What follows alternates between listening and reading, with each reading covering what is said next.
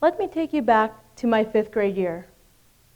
Michael Jackson's Thriller debuted and exploded on the scene. Leg warmers, shoulder pads, side ponytails with headbands were all the rage. Me, I attended private school. White knee socks that wouldn't stay at my knees, white collar shirt, and plaid wool jumper. The last day of school,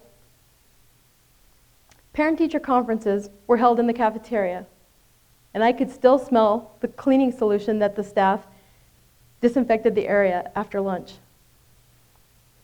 As I looked around the room,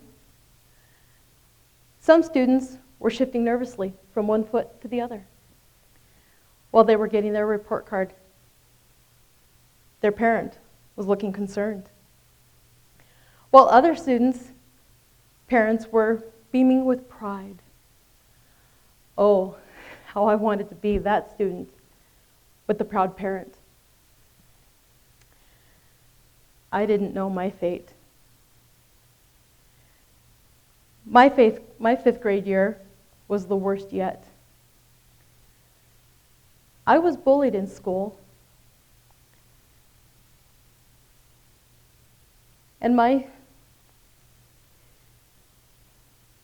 teacher in 5th grade had insecurities of her own. I, shall I say, was not her favorite student. Not only did I have to deal with my peers, I now had to navigate an unhelpful student or an unhelpful teacher. I didn't know how to defend myself, and I was taught to respect my elders. So how was I to know that I could help this situation, especially when these elders didn't do anything to stop the bullies? As I tried to pay attention to the conversation at hand, the principal was speaking sternly to my mother as he towered over me in his blue leisure suit, slicked back hair, and dark beady eyes. He was discussing with my mother. My mother, a single mom, knew that there was much more to the story than he was telling her. And she was very protective of her only child. I heard words of encouragement coming from her. My daughter's smart. She can do this. I was passed conditionally to the 6th grade, which meant that I had 9 weeks to prove my worth to stay in the 6th grade, to move on to the 7th.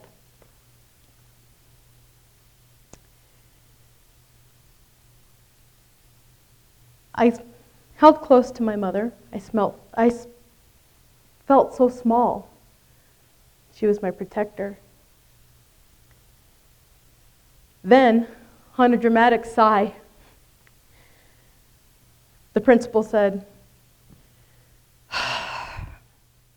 "Mrs. H, your daughter is going to be a statistic, a high school dropout." What? My head snapped up so fast, and I gave him my evilest eye. If the anger in my chest was a color, it would have matched the crimson color of my mother's face. I was so angry. And in my head, I was screaming, "Excuse me, you don't get to define me. You're not the boss of me." Ask any 4-year-old, they'll tell you this when you ask them to do something. That's the best line of their defense. My mother grabbed my arm as if I'm supposed to hold her back. I could tell she was ready to throttle him. She said, "Oh, we'll see about that, Mr. Principal." She turned on her heel and she stormed out of the cafeteria, dragging me along with her. And in that moment, my 10-year-old brain had to ask the question, wait a minute, am I the one in trouble here? No, it's not me. I'm not the one who opened my mouth and stepped in it. As we got to the car, tears are now streaming down my face.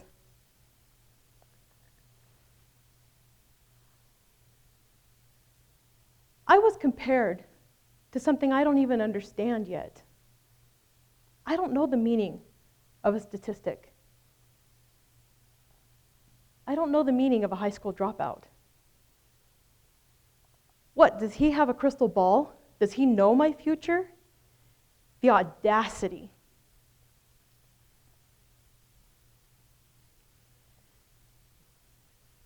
I said that he was not the boss of me, and I meant it. I realized I had two choices in this situation. I could give up, allow him to define me, or I could empower my yes, move past the 9 weeks, stay in 6th grade, and move on to the 7th.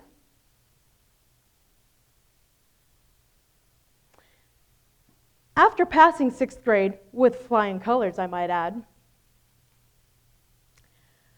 I asked my mother if I could be put into public school because I thought it would be different. So I went to my mother, Mother, I want to go to public school. If you don't put me in public school, I am running away. Yeah, that threat didn't get me very far. It only doubled my chores for a month. But she obliged. She put me in public school. It had the same no's. It had the same bullies. And it had the same math classes that would make me cry. But within those no's, I got to practice empowering my yeses. Fast forward to high school.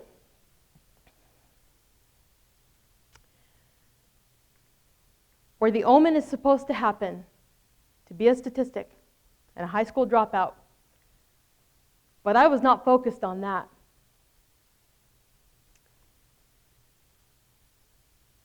I paid attention in freshman orientation because I was going to be an occupational therapist. And I was going to attend Colorado State University because I heard that they had the best program in the state. So I needed a plan. The question now was how? How do I get there?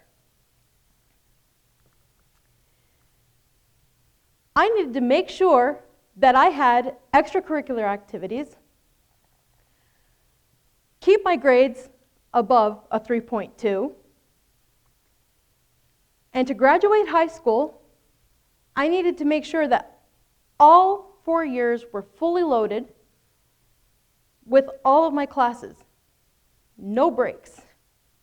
I also needed to make sure that I had enough science and math credits because it's a medical career, and colleges love to see that.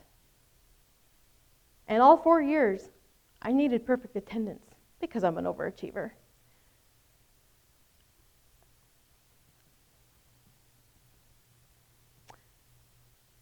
Junior year, the home stretch. New classes, new counselor. Here we go. I made sure Mrs. Smith was on my calendar so that I could have check-in appointments with her. One particular appointment, she never even looked up from her computer when she informed me that I was missing 2 key elements to my plan. How was I going to pay for 4 years of college? Have I looked into FAFSA?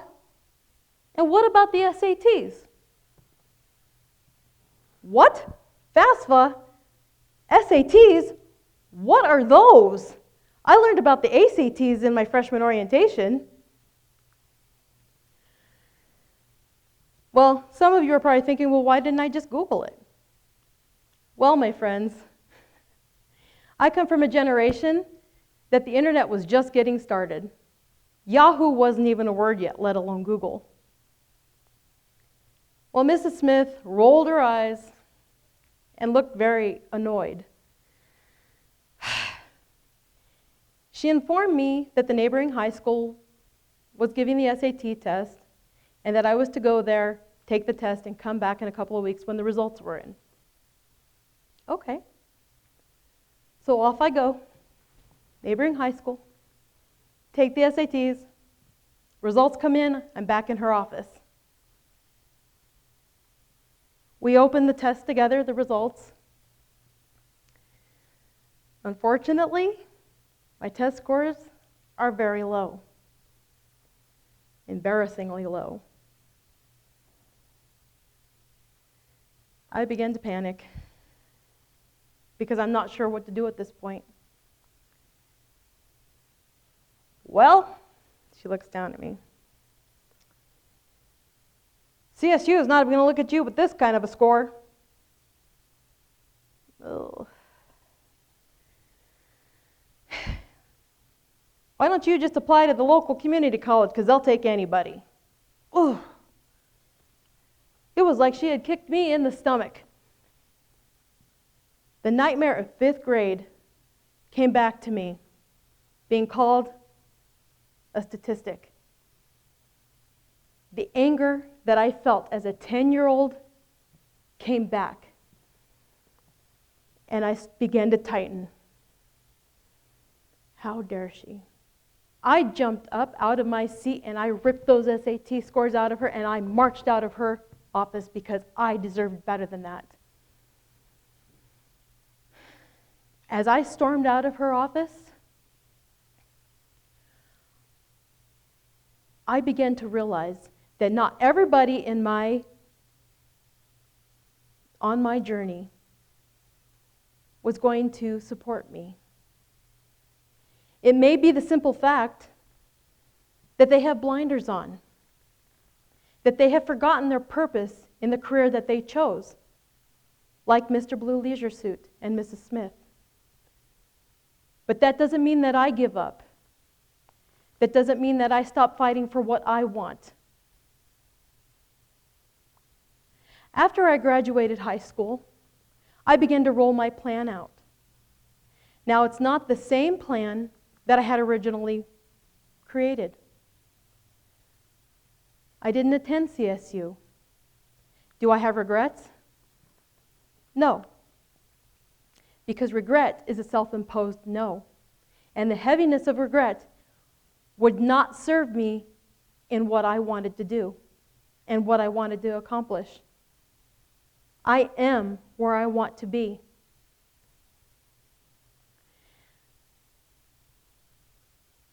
I got to do and create my own rules. And Nina's rules are as follows. Have faith, courage, and perseverance to keep going, because you never know who you're going to meet, thus creating your own support system.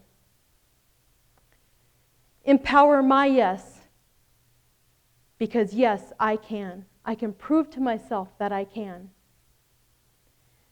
When someone says no, respond with, watch this action, because then I can measure my own success. Take responsibility for all my thoughts and actions. I worked for a local office, in a local doctor's office, and I found out 2 things about myself. The first one is I'm very paranoid when it comes to germs. And the second is my emotional aspect of myself is that it's very high.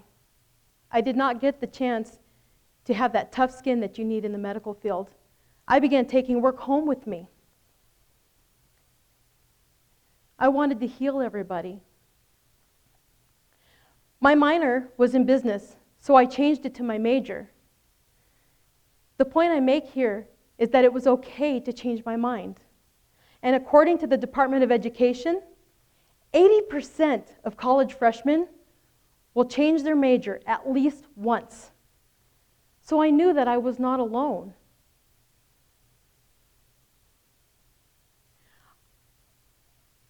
Truth be told, it took me a little longer to get my undergraduate degree. And that's okay.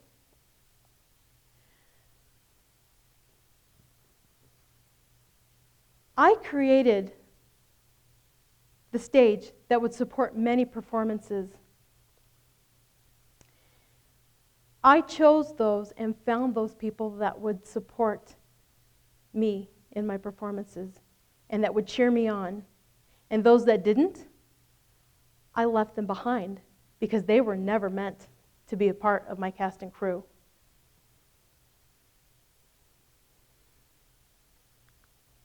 Productivity does not come in a box, nor does it come in a book. I invite you to think about this for a minute. What is so wrong with bringing your best self to the masses? To create your own rules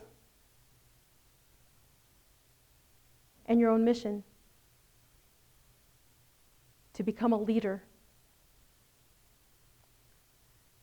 When I could not believe in myself, my mother was always there to remind me that I was her little turtle. And that I would enjoy the journey and appreciate it more, no matter how long it took. With my mother's love and support and my grandmother's prayers, I completed my business degree. I moved on to get my master's degree in organizational leadership.